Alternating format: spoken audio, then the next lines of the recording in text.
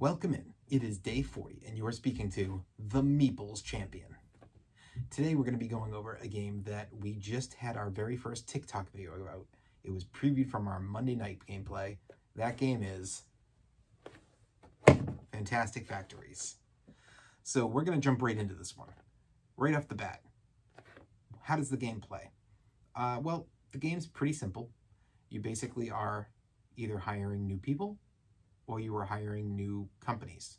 If you get the company, it's free, it just goes to your hand. If you're hiring the people, you have to give up a factory at the same symbol in order to get them and occasionally spend energy. You're gathering energy, you're gathering steel, and you're gathering occasionally the pills, which I believe was an expansion, but it's the way we played it. Once you have these cards in your hand, when it gets to your turn, you roll your dice, and then you get to choose. Do you want to use them on your board? Your board is set up that you can use 1 through 6 on the very top line. You have 3 spots available. So every time that you put one in there, you draw a card. If you put in doubles, you get a card for each die, and then you get an extra card for the double. If you put in 3 dice, you get a card for each die. And if you put in triples, you're going to get 2 bonus cards. Same setup for all 3 rows. The next row is going to be your energy, but you can only spend 1, 2, or 3.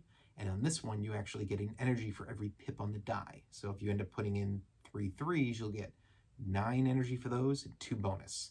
And then below is where you're going to get your iron or steel, and that's 4, 5s, and 6s. You only get 1 per die again, but you get that bonus for doubles and 2 for triples. So you have those options, but then you also can build the cards in your hand. So you've gathered all these locations, and it starts saying, okay, well, this one has a shovel icon in it. So if you want to make it, you have to give another card to the shovel icon up, plus so much energy, plus so much of the steel, and then you put it down. You play until somebody has made 10 cards, or they have 12 of the gold blocks that have been created. Once you've done one of these 2 things, you play 1 more round, and then you count your victory points. So, let's jump into this one. Art.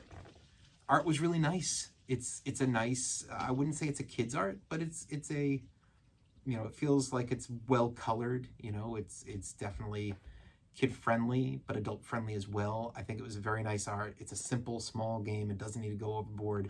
The box sells me. It's not expensive, so I like that it's smaller. It's simple. Thumbs up. Components are literally dice and cards. So what do we think about components? I think the components are fantastic. They do a good job again. No issue there. Thumbs up. Price. The price isn't bad on this one. You know, you're only looking at about $30 to $40, depending where you go. I haven't seen this one in a Target or in a Barnes & Noble before. I've seen it on shelves in board game stores, though. I wouldn't say every store, but maybe 2 to 3 out of 5. And it's obviously on Amazon as well, so it's a good game for its price. I think it's acceptable. Thumbs up there as well. The difficulty, it was not that difficult. I picked that up during the first play. I definitely was a bit confused for that first play. I hadn't prepped. I usually watch a how to play. I didn't have a chance to, so I just kind of went in blind. But the second game, I almost won, because when we finished up game 1, we jumped right into game 2. The difficulty wasn't hard. I do think this is a game that, at my age and being an experienced gamer, I picked it up really fast. Younger kids, I wouldn't say like 10 is going to get this. You might need to wait till 12 or even 13 or 14. I think it does have a little bit of complication, that it could be a little difficult for them, but not in a way where they can never get it, just in a way where they might get frustrated the first few times they play because it is difficult to pick up. But they will eventually get it. It's not impossible, and it's not a game that they're going to be completely lost at. They just may realize they're playing a rule wrong, or they haven't understood how to strategize properly yet. So, difficulty, thumbs up. Replayability, as I just said, we played it back-to-back games. I got that in multiple times in a night. My expectation would be anytime you get this to the table, you're probably playing it more than once. So I think it's very replayable. Thumbs up there as well. Your routes to victory, your keys to victory. This one has some different options, but at the end of the day, I guess it's kind of hard to judge on this one. I think that you don't have to do the exact same thing as everybody else, but I do think that it's a little bit out of your control. Yes, there's 4 cards to pick from up top, 4 below for your people or for your locations. There's ways to draw more locations. So you could technically get to what you need, I do feel like this game, you know, my first to my second game was a little bit more up to that starting hand I was given as to what I really went after. I don't think that there's not multiple ways to go for it. I just think that you don't have as much control over your option. You can definitely make the decision you're going to go for something that you like more, but that doesn't mean that you're going to have the game agree with you, and it could end up just blowing up in your face.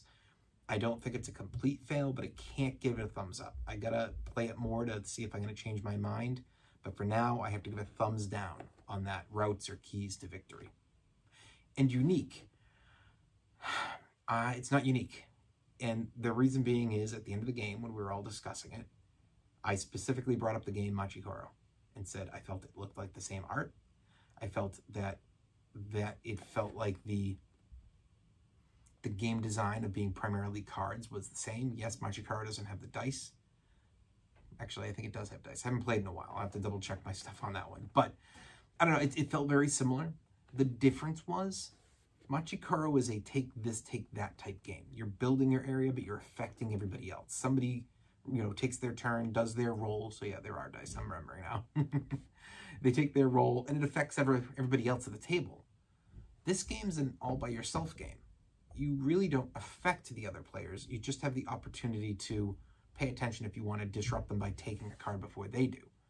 But I just, in my opinion, that was a superior version. I liked it more. Another person at the table agreed with me. You know, there were 5 of us in the first game, 4 of us in the second game. 2 of us who had played both games both said we thought Machikoro was a better version and we would prefer it, but we didn't think this was bad. We liked the game. We just thought if you put them next to each other, we're going to pick Machikoro, and we felt it was a pretty similar game. So it's not unique. Thumbs down on the unique. At the end of the day, do I recommend it? Yes. Give it a try. Play with your friends. It is one that I think that if you have kids that play and they do pick it up really quick, it'll be a fun game once they know what they're doing for a family game. I think it has that opportunity. It's just not an easy get it right out day one play, but it is a fun game. And I think kids and families can enjoy it. But it's also a great game for a regular gamer night. I think everybody at the night will be able to pull it out and say, hey, there's some strategy here. And it's different. It's a change of pace.